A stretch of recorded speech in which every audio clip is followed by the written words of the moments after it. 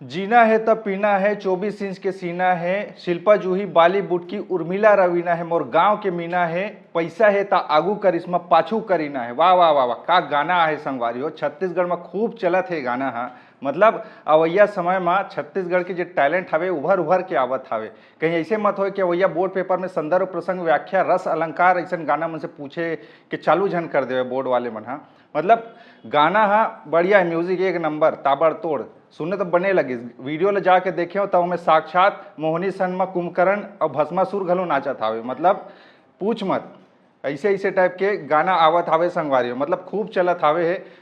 Dubai के शेख मन आके वो नाचत हावे। मतलब सवाल हुई है शराब और पैसा के महिमा मंडन जे हिसाब से गाना में करेगे है ना, मतलब सोच नहीं सको। मतलब पिए बर का जिए बर पिएना जरूरी है का, और का टूरी मन पैसा के पीछू भागथे, पैसा है तभी टूरी मन नहीं का। ऐसा ढंग के एक गाना के धारणा हवे। मोला लगी साहब मन से पूछना चाहिए कि का आप मन सोच तो नीचे कमेंट में बताओ। बाकी गाना बहुत चलत है।